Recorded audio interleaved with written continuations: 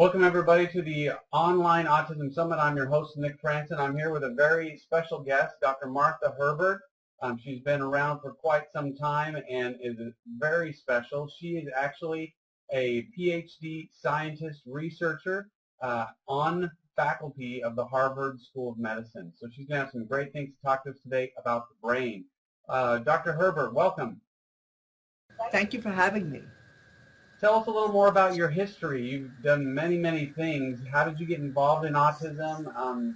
Some things like that, please. Sure. Well, medicine is my second career.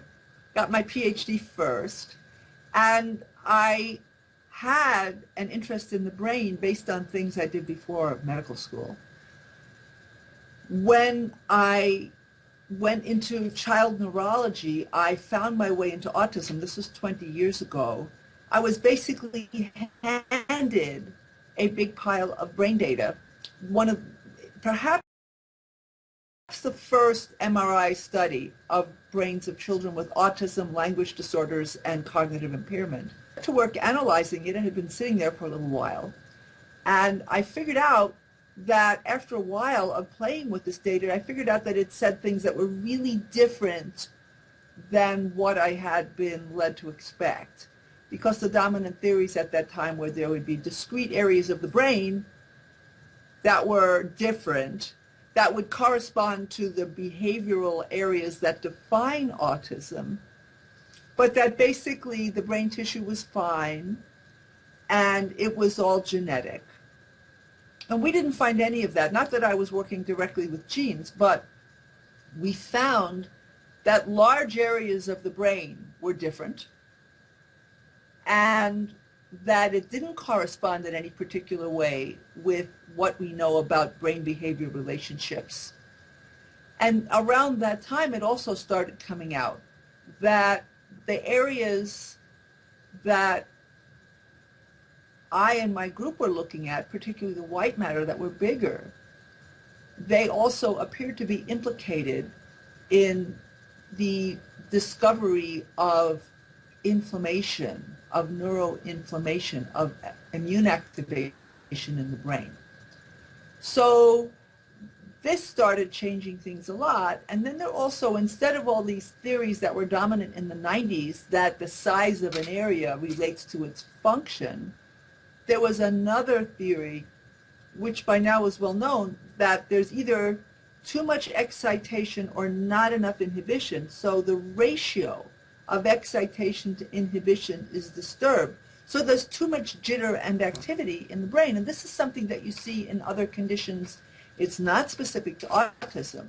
But on the other hand, it can explain a lot about autism in the brain, such as seizures, such as sensory hyperreactivity, such as sleep problems.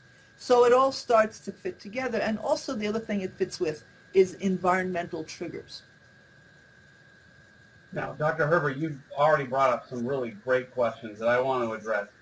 First of all, you hear sometimes maybe these children with autism have degeneration in their brain. From your studies, is the brain material? I mean, you're not finding big holes in parts of the brain. Is it all intact and it's all there and capable of restoring itself?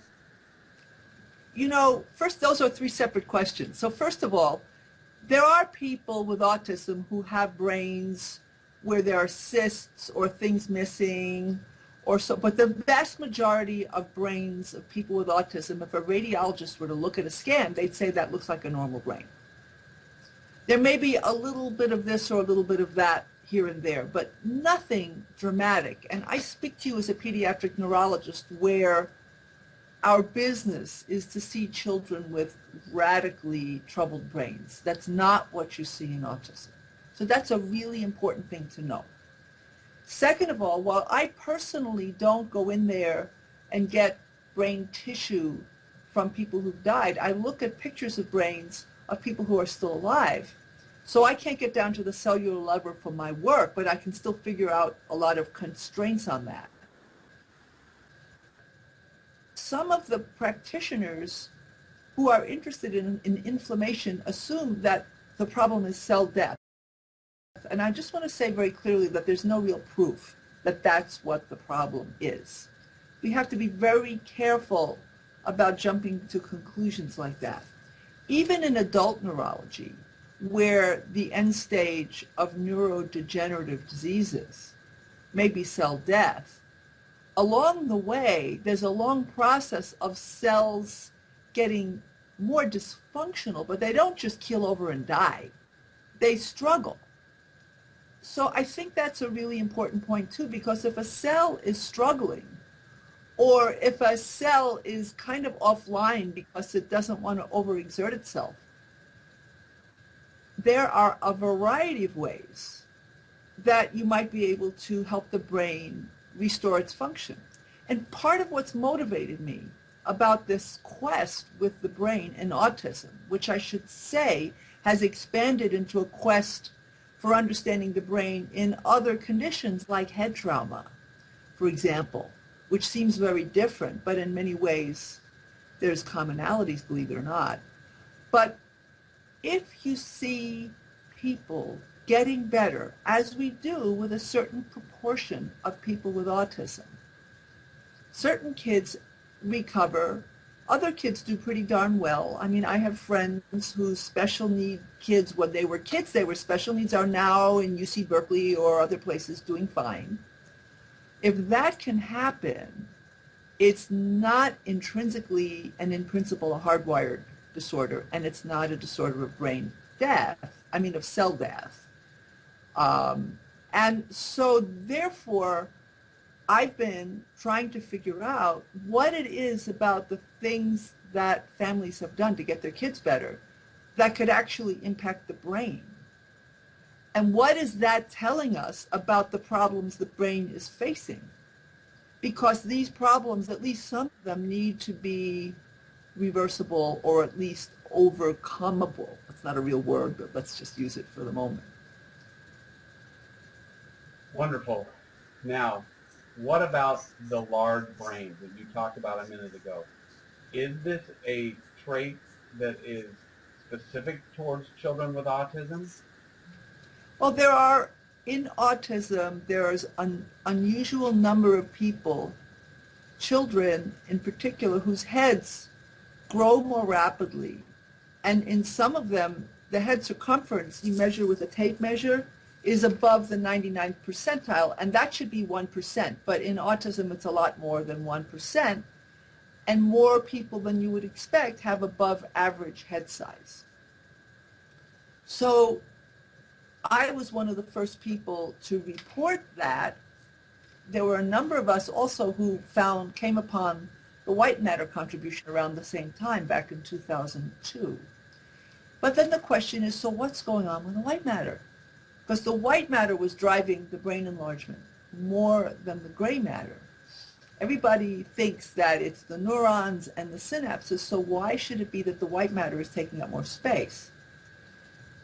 What's really interesting, it tells you a lot about science, that theories that were advanced before there was evidence for them were treated as fact for a while, like that there were more neurons, which we hadn't proven, and that those neurons were sending out more fibers to other neurons, and the fibers travel through the white matter. The white matter is made up of those fibers, among other things. And so people were assuming that that's what it was, but more and more data is suggesting it's not more neurons. So what's going on in there that's making the brains bigger? So I've looked and looked, and I have data now that's making me think that it's something really different than what we thought, and actually in a way that's kind of encouraging. But let me digress to other findings in brain research more generally that have helped me think about this. And one of the cool findings was the finding that when you sleep, you clean out your brain. And this was a paper with a team led by Dr. Nedergaard, Nedergaard, I think, at University of Rochester. And, you know, we have blood vessels down to the level of capillaries, the little tiny ones. These cells called astrocytes surround those capillaries, And during the night while you're sleeping, they kind of back off and create bigger channels around the capillaries. And fluid flows through those channels, and that fluid washes out trash from the cellular activities of the day, particularly misfolded proteins and all kinds of byproducts of the day's work. So the better you sleep, the more you wash out the trash from the day. And I thought that was really amazing that they were able to measure that. We've only known that for 2 years. And only this year have we found out that the brain actually has lymph drainage in it. Okay, Dr. Herbert, very interesting things that you're talking here relating to the brain. Now, you were saying something about that the brain, the astrocytes start to shrink and that the brain cleans itself out during sleep, correct? Yeah. And you know, anybody who's lived with a child with autism knows that sleep is not one of their strong suits. They tend to not sleep very well, and that can often impact the sleep of the parents. And why don't they sleep very well? Well, there's a lot of reasons for that. The brain hyperexcitation is a reason for that. But it's a vicious circle because the less you sleep, the less you clean out things from the brain that could irritate the brain tissue. And I totally can't prove the next thing I'm going to say, but I must say that I'm honestly wondering about it, is could at least some part of the larger brain size thing be related to just backed up drainage of fluids? Now, it's not just that you wash out waste products from the brain. Between the cells in our brains and in our bodies, there's something called the extracellular matrix. So that space contains fluids and proteins and things with glucose and sulfur on them that filter the fluids in our body. So that can be good if the system's working right. But if the system is not working right, it's not going to flush things very well, and trash can pile up in there. And by trash, I don't just mean misfolded proteins. It can also be things that we're exposed to that are toxic and so forth. Moreover, depending on your diet and your environmental exposures, you can have more freely flowing fluid in that space, or you can have more viscous, sticky fluid. And the stickier the fluid is, the poorer the drainage is. Interestingly, natural medicine practices, naturopaths, cleansing practices in many cultures have tried to restore fluid drainage and fluid flow through fasting and fluids and baths and so forth. But now, if you go into the peer-reviewed scientific literature, you find hundreds of papers on this extracellular matrix. And in the last 8 to 10 years, it's turning out that that part of the brain is becoming central to how we understand how the brain works, because through that fluid matrix between the cells, all kinds of neurotransmitters flow, all kinds of immune chemicals flow, and they can either be in a good balance or they can be more irritating. So the more you have a pileup, the more it can be irritating and a problem. So this is one possible reason why these dietary interventions work so well in some of these neurological conditions, right? Maybe we are allowing the extracellular matrix to be able to release and cleanse itself. You know, I think what we're doing is we're recreating a healthier milieu or environment in the brain. And it doesn't happen overnight, although you can sometimes see pretty rapid changes. But it means that it's not just which supplements or which methylation factors or whatever that you fix, but you want to keep the whole situation freely flowing fluid and more alkaline, and things that you get from eating an optimal whole foods, natural foods, high vegetable diet. And who would have thought? But it means that these things are all important. And it's not like what many parents have gone through. They said they'll try the gluten-free, casein-free diet. It doesn't work so well. So they go back to eating packaged food. It means that you really can't really ever do that, either for your child or for you. Because we need to think straight a lot, because there are challenges we're facing right now which are pretty enormous as individuals, families, communities, and as a planet. So let me talk to you a little more about how people are treating the brain these days. I know we had a conversation a little while back, and you kind of had some issues on the current model of how people are treating autism and how it relates to the brain. Can you expand that a little bit? Yeah, I gave a lecture I was telling you about a year and a half ago called The Neurological Incoherence of Biomedical Approaches to the Brain and to Biomedical Approaches to Autism. Because what I find when I go to meetings of people who are otherwise innovative and making a real tangible difference is that when they try to explain why does this affect the brain, they end up reverting to these theories from conventional academic cognitive neuroscientists, brain scientists, who don't think like this at all. They're just looking at circuitry, and this region is for emotion and that region is for language. It doesn't compute if you look at the brain mainly in terms of wiring for specific functions. We need to look at the brain as an organ of the body that's wet, that's vulnerable to sickness, that needs to be nurtured to be healthy. It has fluids that need to flow. It has cells that need their nutrients. It makes waste products. It needs a lot of nutrients. It burns up an incredible amount of energy. 20% of the body's energy isn't burned up in our 3-pound brain. That is enormous.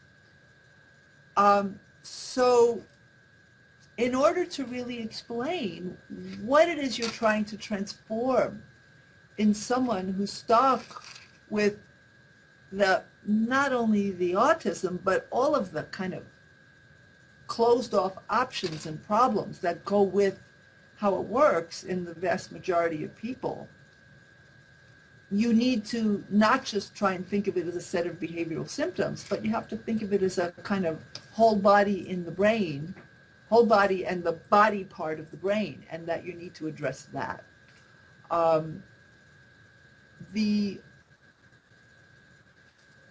The extracellular matrix has not been as much on the map in the biomed community. We've had more metabolism, we've had more the microglial inflammatory cells, the astroglial inflammatory cells. Even that took a while, but I really think we need to advance to looking at it as a kind of a vast wetlands inside of our head that we need to take good care of. Now, Dr. Herbert, you work much with the EEG.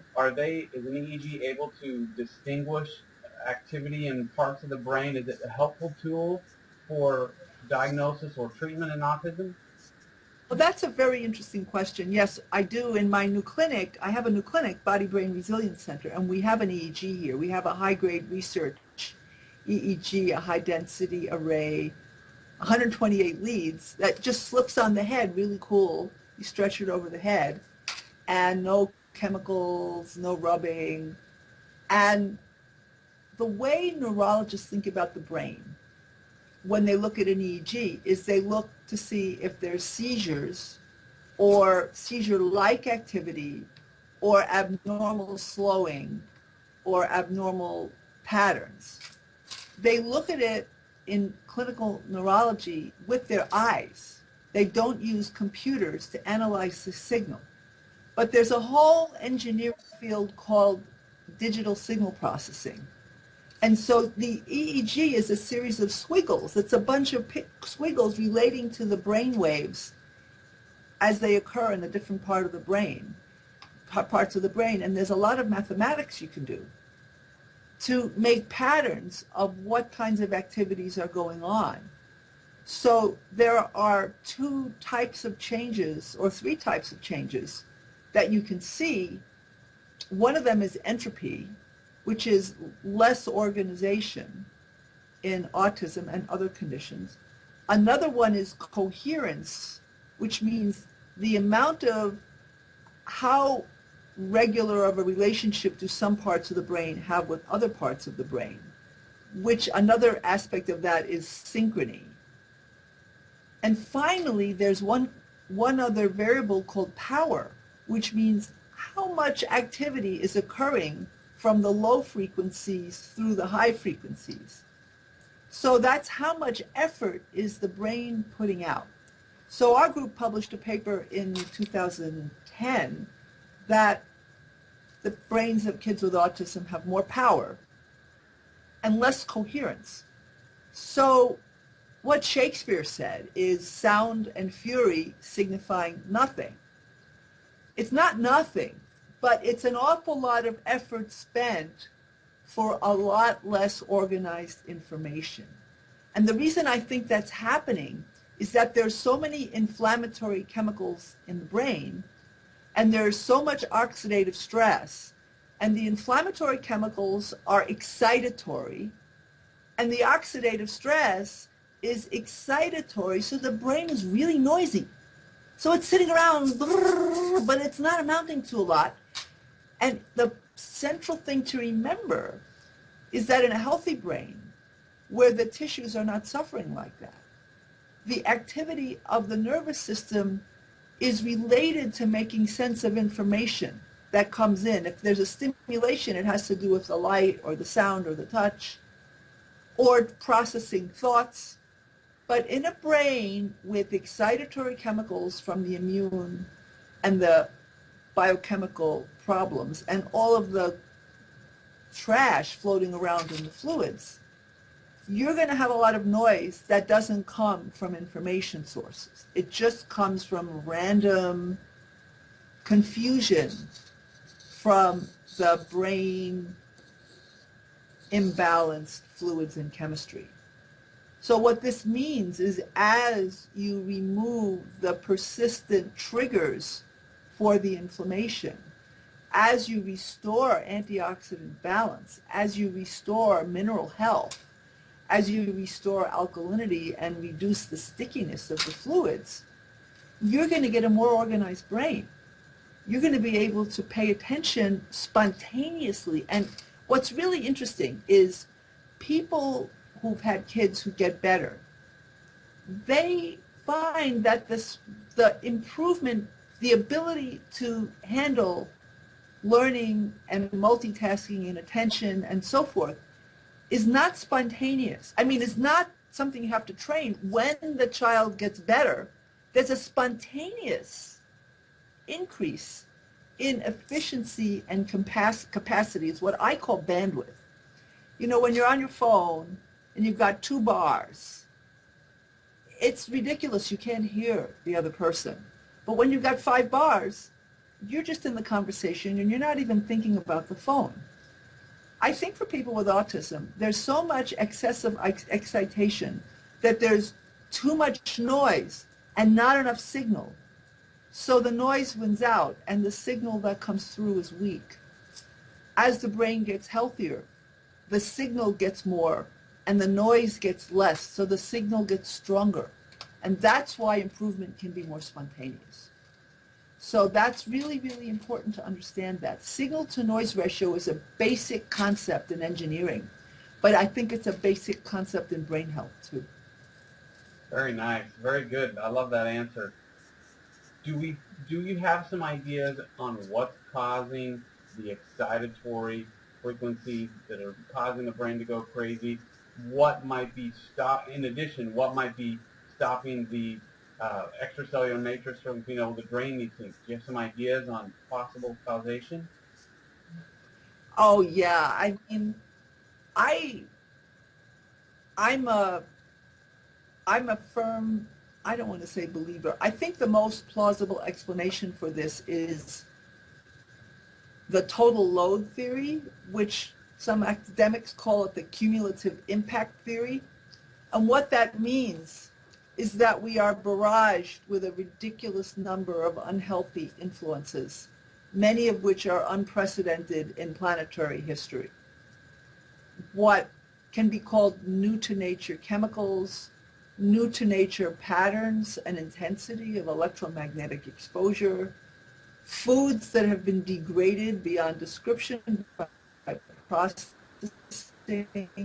pesticides, which are part of chemicals, but they come delivered to us in our food, and so many different things. It's like and many of them attack a much smaller number of coping mechanisms and of biochemical pathways.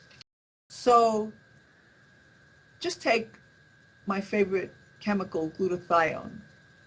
Glutathione is important for clearing so many different chemicals and so many different contaminants and inflammation and responses to infection. But it's targeted in so many ways that it gets the active form of glutathione, GSH, gets depleted, and so you can't protect yourself in the same way. And some people have proposed that autism regression occurs at a tipping point when you just can't keep up anymore, and there's a pileup of things because you've really fallen behind.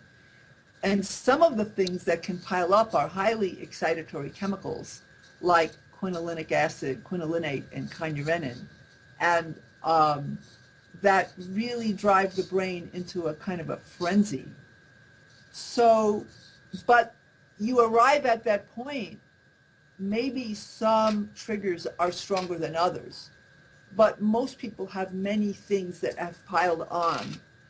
And if you eat the standard American diet, you're going to be lacking in the antioxidants, the good quality essential fatty acids, the minerals, and all manner of healthy phytochemicals that we don't even know what 9/10 of them do, but they're important to have around as a reserve for the ones that your body may happen to need.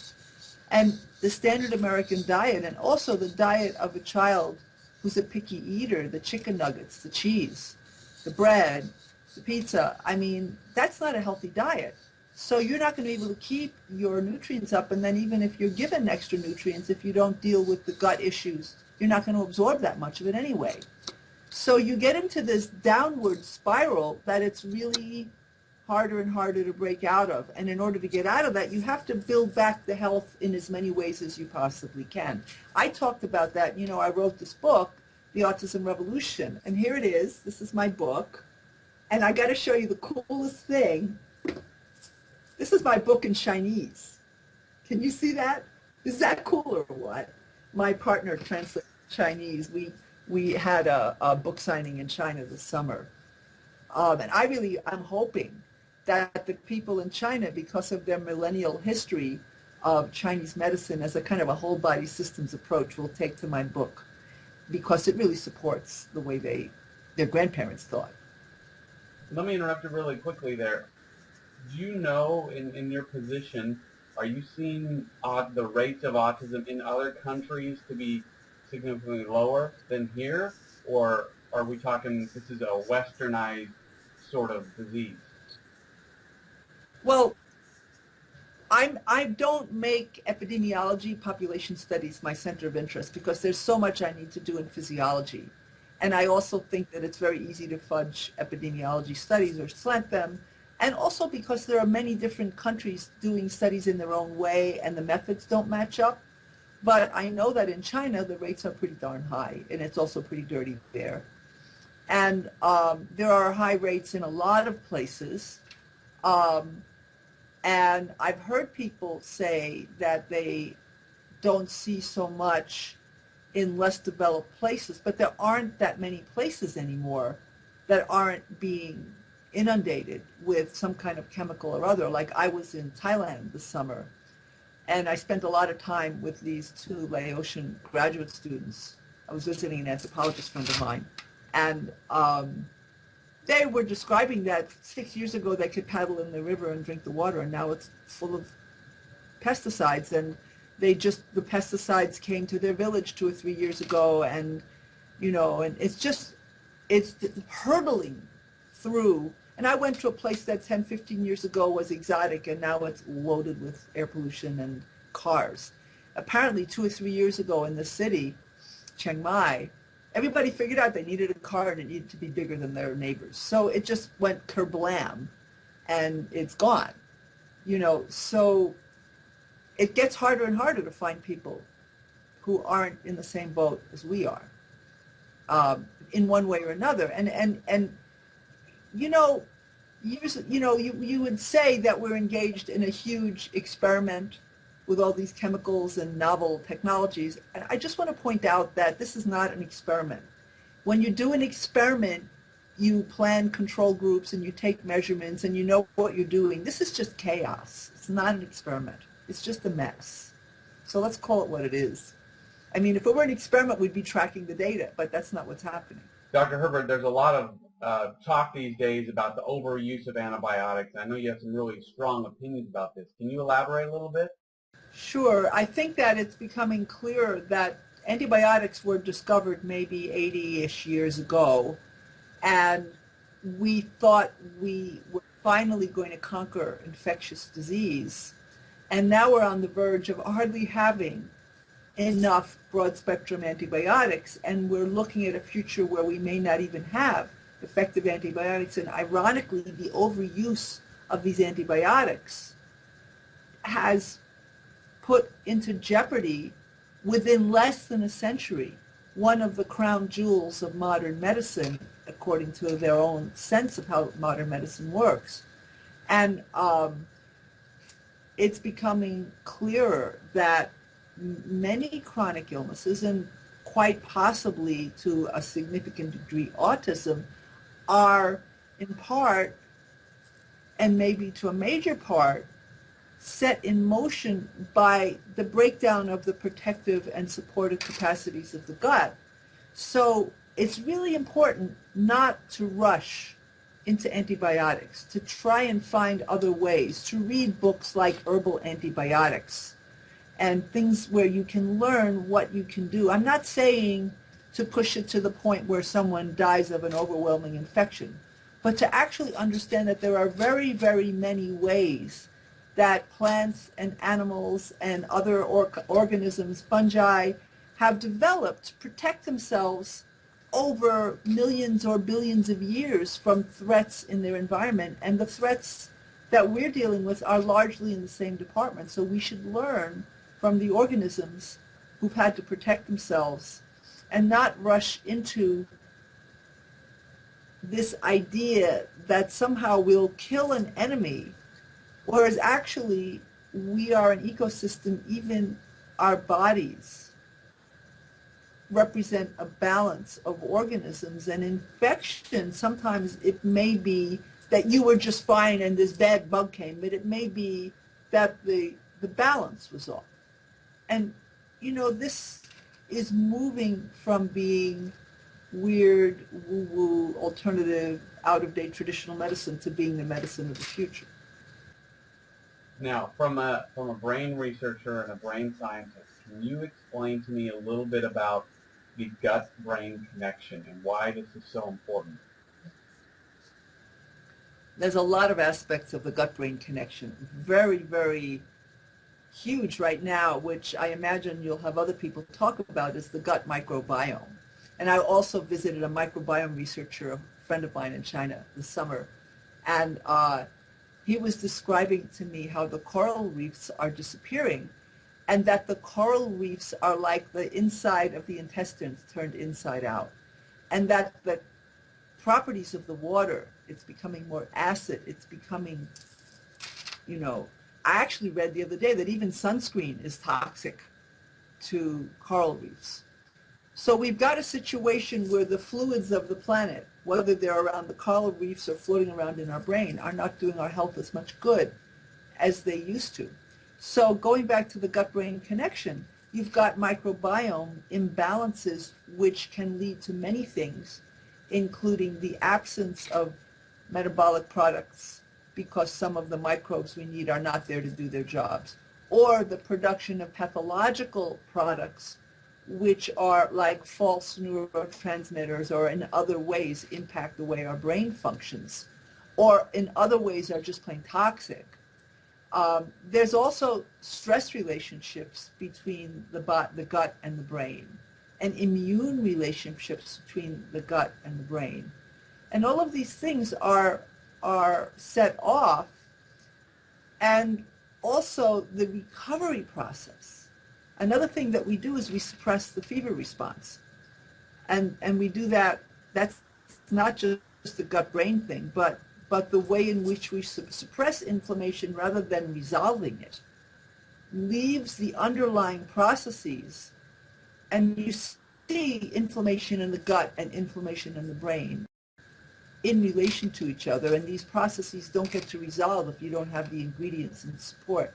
By the way, I just want to mention one of the things that's interesting about head trauma in relation to autism is that it's now known that within a day or two of having a head injury, the gut-blood membrane, the barrier between the inside of your intestines and your blood, breaks down.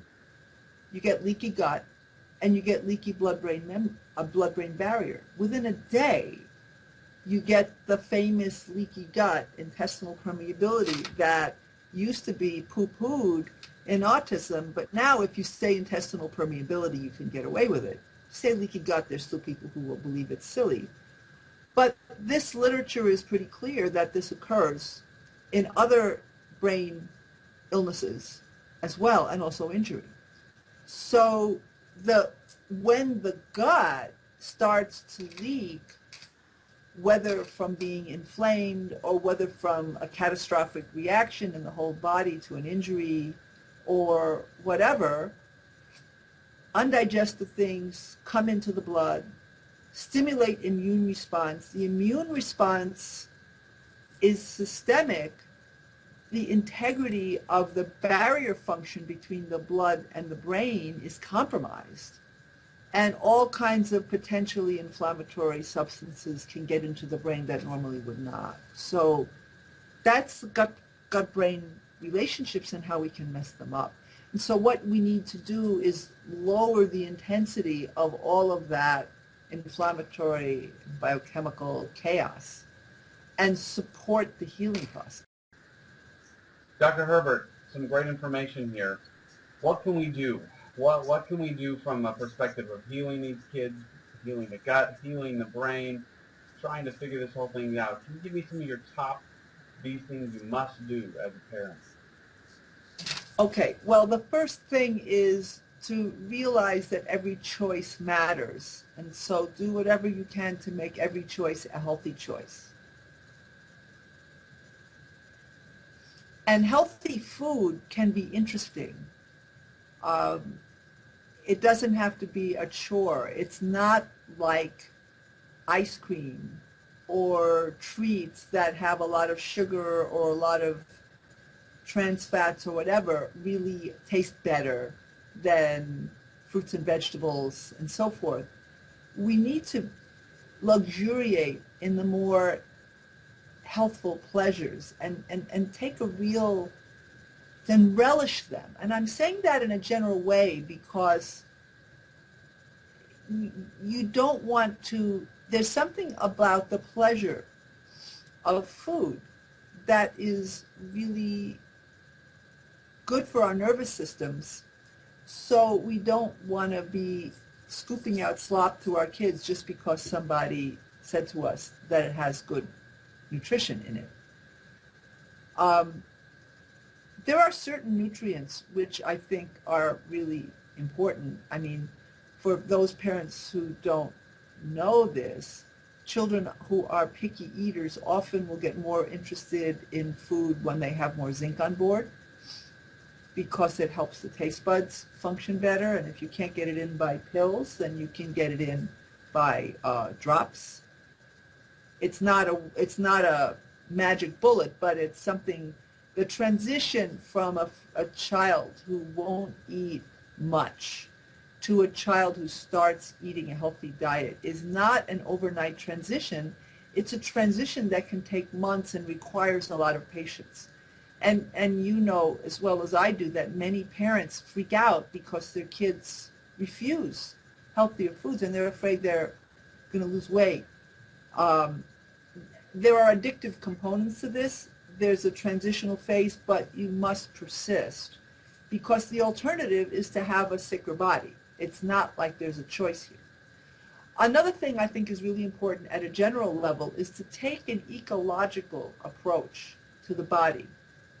And I would say to restore ecosystems more than to kill bad bugs. Killing bad bugs, we don't really have control of what we're killing.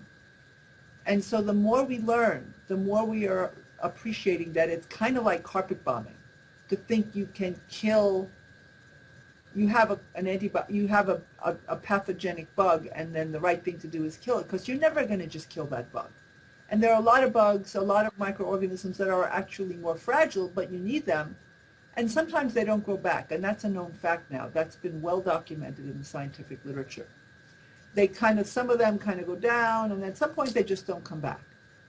So you can have imbalance, but you could just have big holes in your microbiome, and that's harder to fix. It's harder to get them to take hold again after you've knocked them off. There are these, from the ecological point of view, there are these guilds, these pathogenic opportunists who reinforce each other, and it's like they're squeezing everybody else out. You don't want to, by killing delicate organisms that we really don't know very much about, we may not even know how to measure them, wind up in a situation that it's hard to reverse. So I think taking more and more of an ecological restoration approach to getting your child better is safer and in the long run more effective. I get concerned because I have some practitioners who have really moved away from heavy antibiotic and antifungal use because they see kids who did a lot of that having a hard time getting past a certain point in recovery. So those are some things that I think are important. There's more, but that's a good start. Now, I want to move on just a little bit further here because you were telling me about a documentary that you're in the process of making. Right. So I'm working on the film Documenting Hope. And Documenting Hope is about proof of principle that children can get better. And those of us in the integrative or whatever communities, we've seen this. But many, many people still believe that when you get certain kinds of diagnoses, you're stuck with them for life. So we're not just doing autism. It's autism, allergy, asthma, ADHD, diabetes, obesity, and juvenile rheumatoid arthritis. And our theory is that all of these conditions under the skin have similar metabolic and immune compromises, and that this health promoting, wellness promoting, restorative approach can turn around either entirely or to a major degree all of these conditions in similar ways. So we're setting up the infrastructure so that when we pull the trigger, we will track 14 children with 7 diagnoses for 18 months and support their recovery efforts. And we will do systematic lab testing of baseline and follow-ups across a lot of domains so that we'll have the stories and we'll have the science and we'll do mathematical modeling of the recovery process so that, I think that even though we've recovered in the community thousands upon thousands of people, we don't have a systematic documentation of it. And I want to say that clinical trials where you prove that or you try to prove, or you try to test that a certain drug or natural substance or whatever has a significant impact on some condition. It improves symptoms or reduces problems. You're never going to get anybody to recover with one treatment at a time because from the cumulative impact total load theory, there's so many things that have piled down that the system is in a state where the problems are heavily reinforced from many directions. So it's like untangling a ball of yarn that your cat has made a total mess of, and you need to find the strands. You need to persist and shift your approach around, and also be aware that sometimes you try something that doesn't work, but then you've cleared out a lot of obstacles and later on it will work. The worse we get, the easier it is to get even more worse. The better we get, the easier it is to get more better. So that's not great grammar, but I think I'm making a point. What we need to do is reverse the downward vicious cycle into an upward restorative momentum.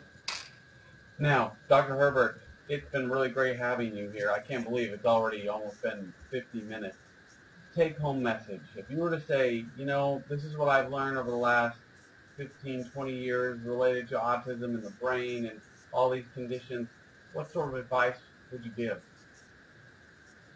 Well, the first thing I want to say is that I really believe in community-based science because, I just got back from reviewing grants at the NIH, and they're amazingly brilliant people, and I had a wonderful time.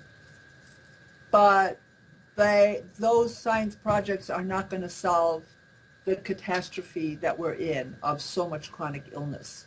So we need to take ourselves seriously as pioneers and work with each other and do what we think is right and learn, and not think that somewhere the answers are what we need. So the first thing we need to do is empower ourselves. And again, like I said, every choice should be a healthy choice. The baseline fundamental things, for example, like I already said, an alkaline diet, lots of fruits and vegetables, avoiding heavy acidity is really important, and you should educate yourself about it. Another thing is that oxidative stress is a real problem, and human beings have a mutation that doesn't allow us to make our own vitamin C, so you've got to keep your vitamin C levels up. It's very easy to get behind on that, and that can worsen your vulnerability to oxidative stress. And conversely, when you take buffered C frequently, and keep your morning urine pH above 6, that's a way you can get the strips and measure your own or your child's urine pH. Keeping it above 6 is an indicator that you're in a kind of a healthy zone. So it's something to track on a daily basis. It doesn't cost a lot. And it's a real practical target that even people without a lot of funds can do. Mind your membranes, keep your essential fatty acids healthy. But in order to take essential fatty acids, you've got to keep your antioxidants up. All of these things keep your infrastructure of your cells and tissues healthy enough to function well. And the brain is made of membranes and cells and tissues and fluids. So if you want the brain to get better, you actually have to think of it as a loving thing that needs to be tended, like as if you were in love with your garden. And if you were making a beautiful salad, whatever it is that you think is really beautiful, imagine that that's the loving care that you're giving to your brain and the brain of your children and your family. Dr. Herbert, how do people get a hold of you? I believe you're seeing patients now, or that you are planning. Yes. You are. How do we get in touch? My clinic is Body Brain Resilience Center. It's a group practice. It's East meets West. We have Chinese medicine. We have a variety of other practices. We have a variety of instrumentation. I have my EEG. And we're looking to do practice-based research where we get you better, and we also track it in a systematic enough way that we can tell the story. It's a workaday version of what we're trying to do in our Documenting Hope movie. By the way, I want to say, documentinghope.com, we have a wonderful 6 or 7 minute trailer. So please watch our trailer, documentinghope.com. And I can be reached, our website for the clinic is www.bodybrainresilience.com.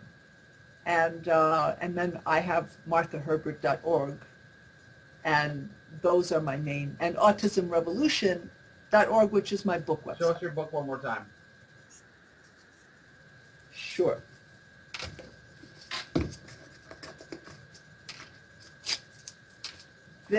whoa, hold on. These are two versions of my book.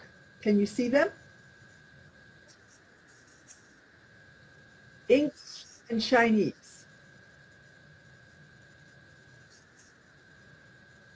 Dr. Herbert, thank you so much. It's been great having you on. There's some real pearls in there that you discussed that I have not heard yet. Very exciting. Thank you once again. And thank you for having me. And good luck with the whole thing. Thank you.